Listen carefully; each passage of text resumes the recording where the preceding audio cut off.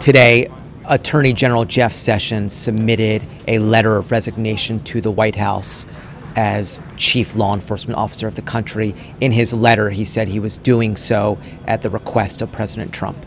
So President Trump tweeted that he was going to name Matt Whitaker, who has been Sessions' chief of staff, to the position of acting attorney general. Matt Whitaker has been by Sessions' side for more than a year now. He is a former United States attorney from Iowa, and he's a former college football player.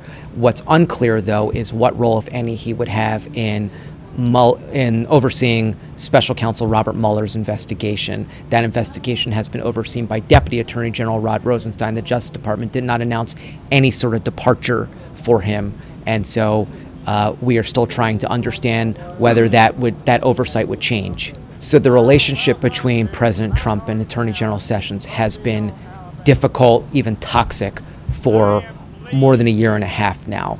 And if you rewind the clock, this all goes back to March 2017, when Sessions, in his very first press conference to members of the media, announced that he was recusing from the Russian investigation, from the investigation into potential coordination between his campaign and the Kremlin.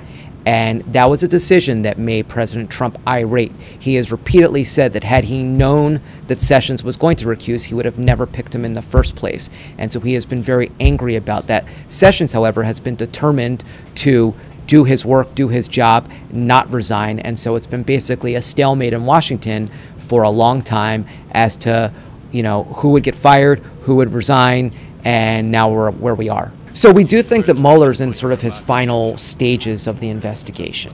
And so it's not clear that anybody has a desire to upset the apple cart in terms of the chain of command. One thing that's been interesting to note is that Matt Whitaker, in a prior life as a CNN commentator, as a conservative former United States attorney, has been sort of skeptical about elements of the Mueller investigation. He has suggested that Trump was within his rights to consider Mueller to have crossed a red line if he began investigating Trump's finances. So he has indicated, at least in a pre-Justice Department life, that he was not someone who wanted to give Mueller carte blanche.